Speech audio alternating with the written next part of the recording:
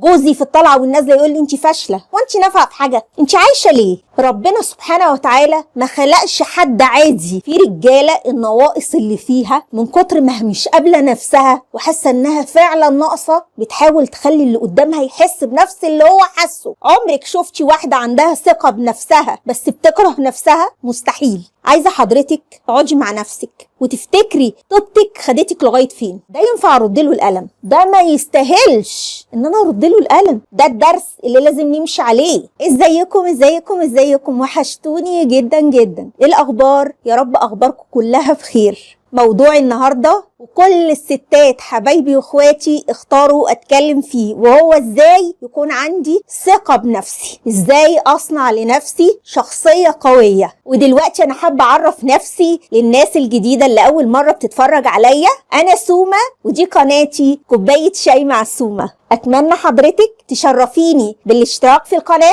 وما تنسوش اللايك يا حبايبي تشجيعا منكم ليا، وتسيبولي دعوة حلوة من القلب ليا والبناتي بصلاح الحال والستر، وان ربنا يحفظهم ويبارك لي فيهم ويخليهم لي يا رب العالمين. ويلا بينا على موضوعنا المهم جدا ونقول بسم الله.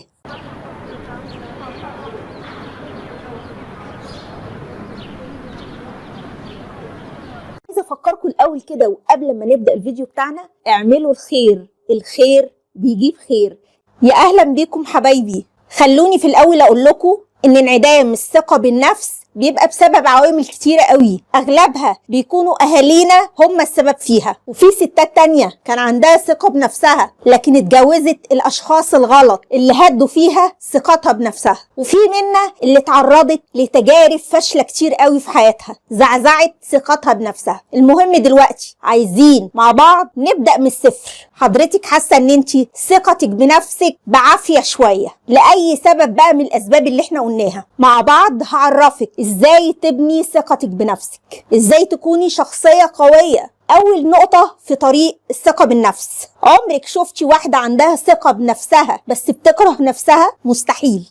الاتنين ما يتجمعوش، ان انا اكون بكره نفسي وعندي ثقة بنفسي، ما ينفعش. يبقى اول حاجة انا لازم احب نفسي، لازم اتصالح مع نفسي، لازم اقبل نفسي بكل عيوبي بكل حسناتي بكل النواقص اللي فيا، واحاول اصلح فيها على قد ما اقدر من غير ما اجي على نفسي. انا مش مطالبه ارضي كل اللي حواليا، الناس ما بترضاش. لو ولعتي ايديك ال10 شمع الناس ما بترضاش. انا بشوف بس الحاجات اللي ممكن تاذيني انا، وبعد ما اشتغل على نفسي في الحاجات دي مهم جدا اتقبل نفسي بالنتيجه النهائيه. انت عملتي اللي عليكي، اقبلي بقى نفسك. صدقيني هي الظروف اللي كانت غلط، تربيه اهلنا لينا اللي كانت غلط، الناس اللي ما شافوناش صح هي اللي كانت غلط، الزوج غير المتفاهم هو اللي غلط، قسوتي على نفسي واللي هدت ثقتي بنفسي هي اللي كانت غلط. انا هبقى احن واحده عليا. انا عشت تجارب صعبه كتير قوي محدش شافني فيها صح. جه الوقت اللي انا اشوف فيه نفسي صح، اللي انا طبطب بايدي على نفسي في عز ما الدنيا كلها واقفه في وشي ظلماني، لدرجه انهم خلوني اكلم نفسي واقول هو انا معقوله وحشه قوي كده؟ محدش فيهم شاف فيا حسنه واحده رغم اني عامله خدي مداس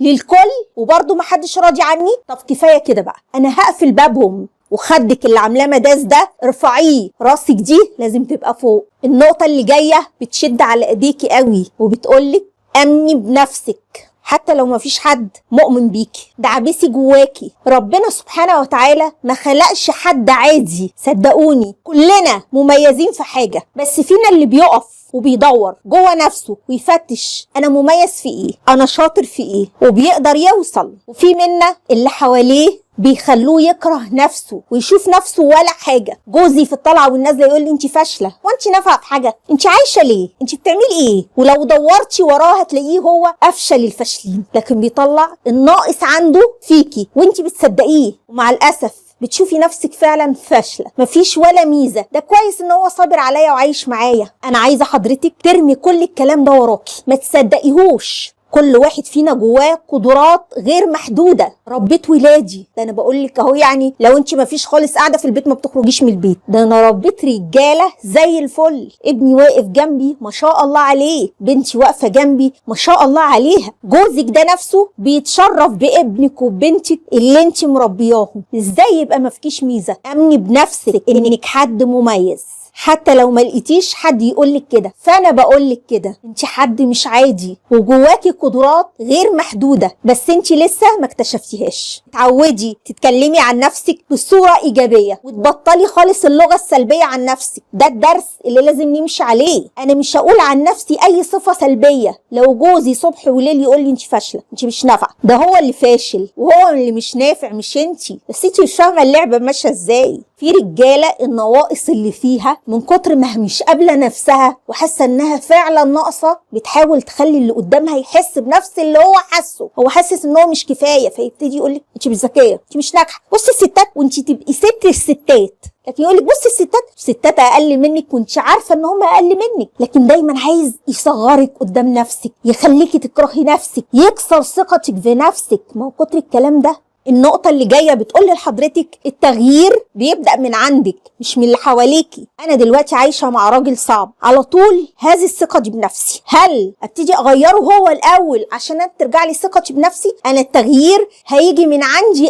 أنا اللي هحرك القطع، مش هبقى مجرد قطع حد بيحركها. عايزة حضرتك تقعدي مع نفسك وتفتكري طيبتك خدتك لغايه فين. طيبه قلبك وجدعنتك وجريك اللي حواليكي شافوها ازاي؟ شافوها ان انت ست مستباحه. طيبتك دي اترجمت على انك ست ضعيفه، مالكيش راي ومالكيش شخصيه، وحضرتك هنا اخترتي تعيشي هو مش هيتغير. هفضل انا على وضعي؟ لا، انا مش هفضل. وحضرتك هنا اخترتي تعيشي بالمثل اللي بيقول يا بخت من بات مظلوم ولا باتش ظالم، بس نسيتي ان المسلم القوي خير عند الله من المسلم الضعيف. شفتي الفرق بين المعنيين؟ حضرتك حابه تكوني في اي حزب فيهم؟ من حزب اللي بيتضرب على دماغه ويروح بالليل يحط راسه على المخده ويفضل يعيط يعيط يعيط لانه اتظلم، لانه ما كانش يستحق كده؟ ولا انا ابقى انسانه قويه وربنا يحبني لقوتي دي، قوتي اللي ما فيهاش ظلم، قوتي اللي صنعتها لنفسي بالادب وبالاخلاق وبالاصول؟ تحبي تبقي في انهي فريق من دول؟ اختاري حضرتك، وعلى اساس اختيارك اتحركي. من النهارده انا مش هبقى كده، انا هبقى طيبه زي ما انا، مش هتغير، لكن كل ده هيبقى بحساب وللناس اللي تستاهل بس.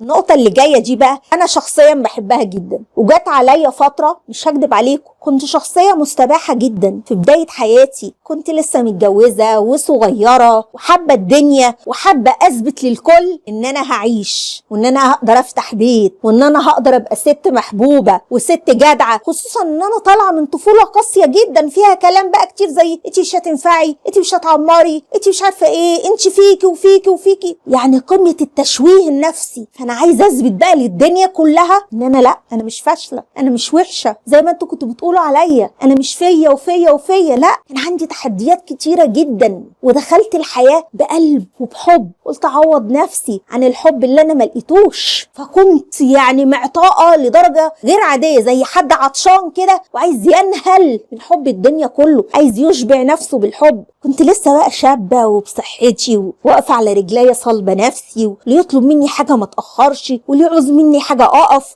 واللي من غير ما يطلبش يلاقيني يعني كنت حد مش قادره اقول لكم، ما كانش فيه حدود خالص. لا تفتكروا ان انا مولوده كده بالشخصيه دي، لا، ده دروس الحياه والمواقف الصعبه اللي انا اتعرضت لها هي اللي بنت الشخصيه دي. انا بنيت شخصيتي وثقتي بنفسي من الصفر، مش هقول لك بقى من واحد، من الصفر، وبدون مساعده اي حد. انا بقول لك الموضوع مش صعب، انت محتاجه بس تقفي كده وتاخدي القرار.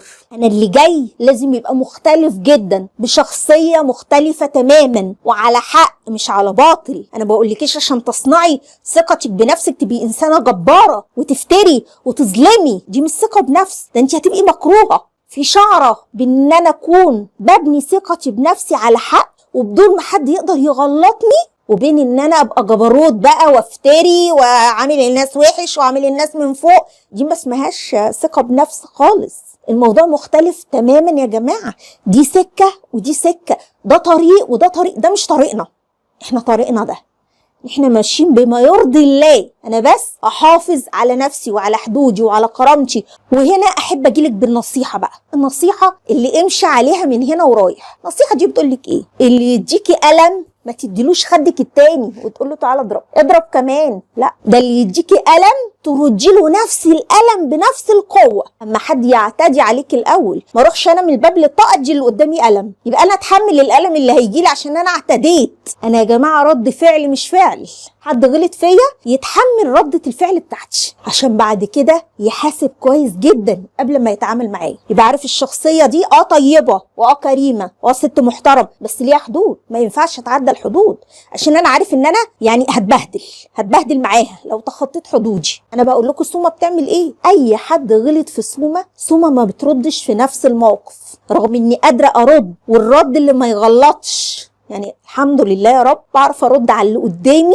واخد حقي بدون ما اغلط، بدون ما حد يمسك عليا هفوه قد كده. بس انا ما بعملش كده، انا بعمل ايه؟ انا بنسحب بهدوء وبدون ولا كلمه، واروح بيتي اقعد مع نفسي امخمغ بقى. في كلمة حلوة قوي الحياة علمتها لي، النهاردة عندك بكرة عندي. قاعدة الحياة النهاردة عندك، انت النهاردة غلطت فيا، بكرة عندي هتجيلي الفرصة وانا قاعدة ساكتة وهرد الألم، هيفلقك مش هيوجعك بقى، ده هيفلقك نصين. هو ده الذكاء، وهي دي الشطارة، وهي دي الحكمة، وهو ده الوعي اللي انا بكلمكم عليه. انا ما عنديش القدره دي يا سومو، ما بعرفش اعمل الحاجات الجامده دي. عندك حل تاني حبيبه قلبي، انا برضو بعمله على حسب الموقف ما يتطلب معايا. يعني كل موقف بيبقى له حساباته، ده ينفع ارد له الالم، ده ما يستاهلش ان انا ارد له الالم، بالعكس ده انت تستاهل بقى الاصعب من كده، ان انا اشطبك من حياتي. انت غلطت فيا النهارده، انا هخليك تمشي تكلم نفسك تقول انا عملت ايه عشان الست دي تشطبني من حياتها بالمنظر ده. شفتي بقى الفكرة لازم تيجي ازاي؟ انا ممكن ما ردش، لكن اخلي الشخص ده يمشي يكلم نفسه. هي اتجنبتني ليه؟ هي مش عامله لي قيمه ليه؟ هي قابلتني في المكان الفلاني ما ادتنيش اهميه ليه؟ ده الست دي كانت متجاهلاني بطريقه مهينه جدا، ازاي؟ هو انا عملت ايه؟ واخليه يمشي يكلم نفسه. بعد المواقف دي لما بتتعمل يا جماعه، احيانا كده كل اللي حوالينا بيبقوا عايزين يفهموا في ايه، الدنيا اتغيرت، انت ما بقيتيش انت، هو في ايه؟ والاقي الناس بدات تيجي عايزه تتكلم معايا وتعرف انا اتغيرت قوي كده ليه، هو ايه اللي حصل. دي بقى فرصتك لايه؟ ان انا اقعد مع الناس دي وبكل ادب ابتدي اقول لهم يا جماعه انا حطيت لنفسي حدود بالادب وبالذوق، انا ما غلطتش في حد، انا بس حطيت حدود لنفسي، محتاجه كل اللي حواليا يحترموها زي ما انا بحترم حدود اللي حواليا. مهم جدا اظهر الشخصيه الجديده اللي انا صنعتها لنفسي، ان انا من النهارده يا جماعه مش هقبل ان حد يتخطى حدودي ولا على سبيل الهزار. فتبتدي بقى تلاقي في البدايه كده هجوم، انت كده هتعيشي لوحدك، انت كده مش عارفه ايه، انا عن نفسي وكسومه انا اعيش لوحدي ولا ان اعيش وسط ناس مش بيحترموني، وسط ناس انا عامله خدي ليهم مداس ولا بيقدروا ده. النصيحه اللي جايه بتقول لحضرتك ما تقارنيش نفسك بحد، لا اللي باعلى منك ولا اللي باقل منك، خليكي في نفسك، ركزي في نفسك، بلاش مقارنات، لان المقارنات بتحبطنا ومع الوقت بتفقدنا ثقتنا بنفسنا. وهفهمك اكتر ازاي. حضرتك لما بتقارني نفسك بحد اعلى منك ايه اللي بيحصل؟ بتشوفي نفسك صغيره قوي واقل قوي، وانك مش ناجحه في حاجه زي الناس،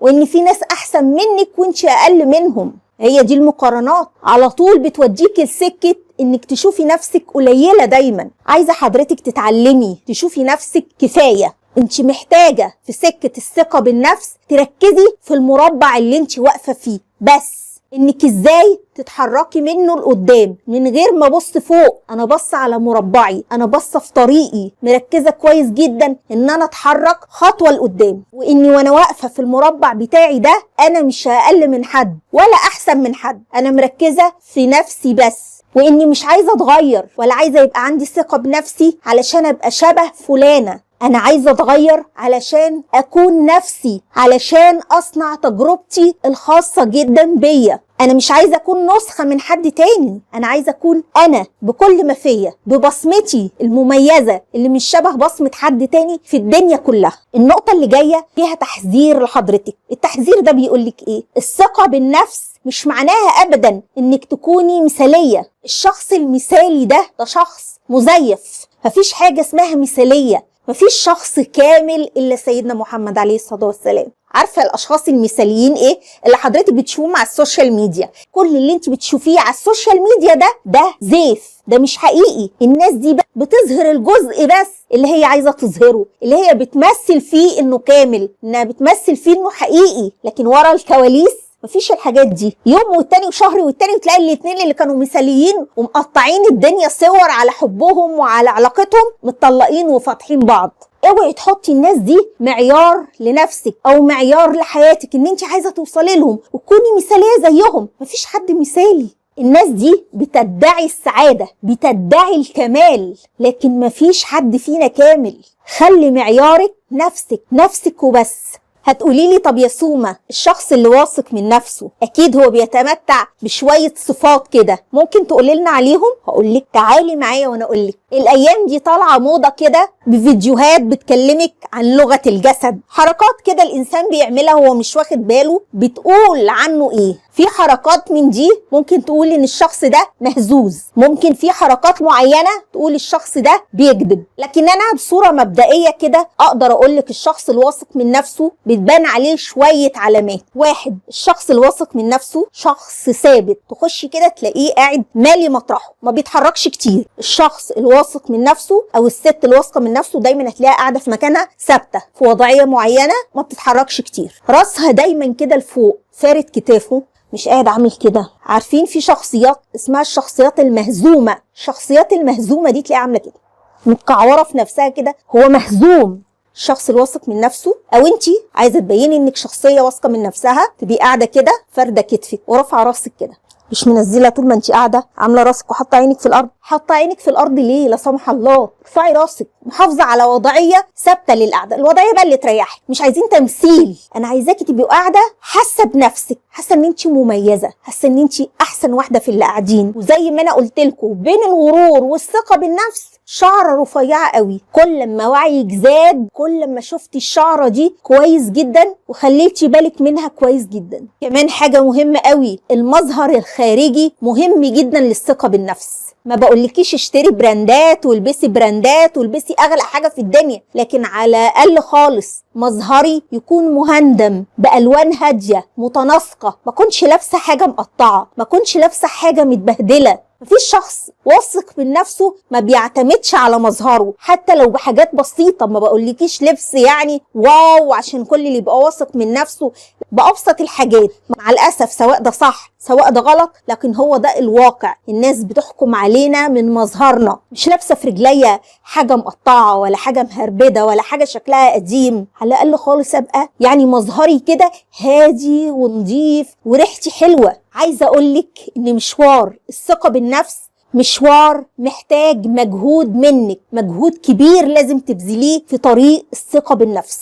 بس خليني اقولك النتيجه بتبقى مبهره في النهايه. هنتعب شويه، هنشتغل على نفسنا شويه، لكن اوعدك ان انت هتتفاجئي بنفسك. واول حاجه لازم تشتغلي بيها على نفسك هي، انا سامعاكم بتقولوها، انتوا حفظتوا خلاص، القرايه. القراية هي اللي صنعت ثقتي بنفسي، القراية هي اللي صنعت الشخصية اللي انتوا شايفينها دلوقتي. زائد كمان التجارب الصعبة والمؤلمة احيانا بتكمل بناء الانسان وبتكمل بناء شخصيته. انا دايما بشجعكم انكم تقروا شهر واثنين وثلاثة واربعة وخمسة وستة. اقروا. لو حضرتك عايشة سنينك الطويلة كلها اللي فاتت وانت ثقتك بنفسك ضعيفة شوية، متخيلة ان انت ممكن تبنيها خلال شهر واحد؟ حضرتك ممكن متخيلة انك تبنيها من خلال قراية كتاب واحد؟ مستحيل. هتبقى ثقة بالنفس هشة، مع اول موقف هتتكسر، مع اول موقف هتنهار، لانها مش واقفة على اسس، مش واقفة على ارض ثابتة.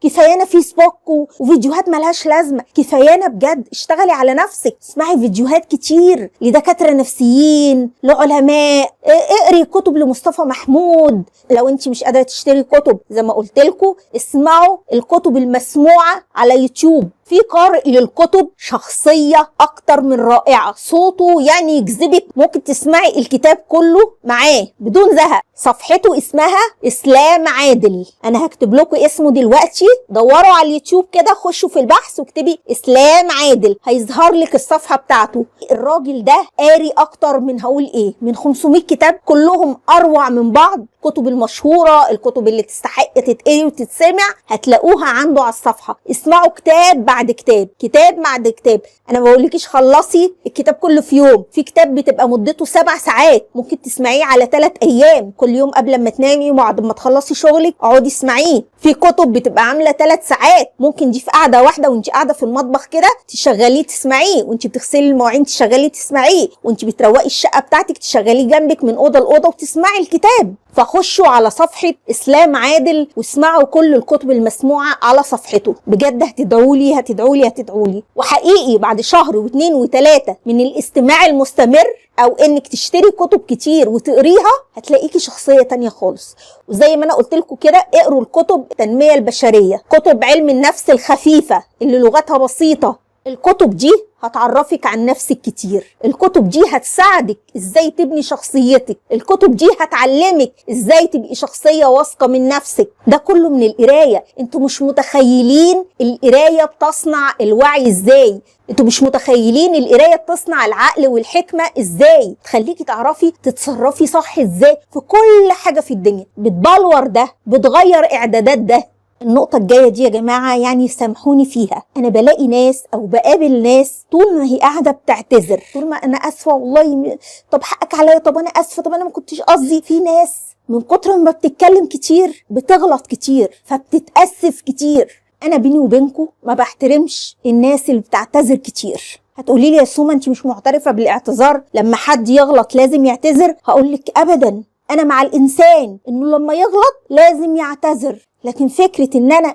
اكون عايشة حياتي كلها كل يوم بقدم اعتذارات شكل، بعتذر لده وبعتذر لدي وبعتذر لده وبعتذر دي، عشان انا بغلط كتير، عشان انا طول ما انا قاعدة بتكلم كتير، عشان انا فاكرة ان كل الناس ما عندهاش حدود زيي، فانا لسه بقابل شخص لاول مرة فاروح مهزر معاه هزار غشيم، فاللي قدامي يروح حارجني. لو سمحت انا ما بقبلش الهزار ده، انا اسف معلش انا ما اعرفش. طب ليه من الاول؟ الفكره بتاعتي انا محتاجه من حضرتك انك تعملي لنفسك مبدأ، تعملي لنفسك طريق. مشوار القرايه الطويل بيصنع حاجه مهمه جدا جواكي. لما بتقري وده بتثقليه الموضوع ده بيبقى ليه نتائج، النتائج دي انت بتلمسيها. بتلمسي ايه؟ اللي واقف على ارض صلبة، اللي بنى تحت رجليه قاعدة قوية من القراية والثقافة. بتحصل حاجة عجيبة جدا، بتلاقيها تلقائي معاكي، انك بتفكري في الكلمة قبل ما بتقوليها، بتبقي حاسبة حساب كل حاجة. الكلمة ما بتطلعش من بقك هباء، مش قاعدة تروحي اي حاجة تدور في دماغك تروحي قايلها، لا، ده الكلمة بتعدي على مليون فلتر. الشخص الواثق من نفسه هتلاقيه غلطاته بسيطة جدا، لانه ايه؟ عارف هو بيقول ايه، حاسب حساب الكلمة اللي هيقولها، ما بيقولش اي كلام عشان ما يقعش في غلط. اخر نقطة معانا النهاردة عايزة اقولها لك، عايزة اقولك ان لازم حضرتك تعتزي بنفسك جدا، تعتزي بنفسك، بنواقصك، بمشوارك، بغلطاتك، بوقعاتك. اعتزي بنفسك. كلنا بنغلط وكلنا بنقع، مش لمجرد حضرتك وقعتي تبقي وحشة، مش لمجرد حضرتك سقطتي في اختبار معين من اختبارات الحياة تبقي فاشلة، ابدا. اقعي وقومي اقفي تاني، الحياة لسه طويلة. ليه بتعتبري الاختبار ده انه اخر محطة؟ الحياة لسه قدامك ولسه دروسها كتير. الذكي هو اللي يعد نفسه لاختبارات الحياة الجاية عشان ما تبقاش بنفس القسوة ونفس الوجع. لا، الحياة تديني درس بس انا عاملة حسابي، انا عارفة هواجهه ازاي، عارفة هعمل ايه، مش هقع نفس الوقعة. اوعوا تفتكروا ان اي شغل هتشتغلوه على نفسكم مش هيبان، لا هيبان قوي وهيحترم من اللي حواليكم. وبس كده، ده كان موضوعي النهاردة. اتمنى يا رب يا رب يا رب اكون وفقت فيه وقدمته بصورة كويسة عجبتكم افادتكم واستفدتوا منها حقيقي. واتمنى لو الموضوع عجبكم ما تنسوش اللايك والاشتراك في القناة وتسيبوا لي دعوة حلوة ليا ولبناتي ولكم بالمثل ان شاء الله. واشوفكم على الف خير في الفيديو الجاي باذن الله. مع السلامة.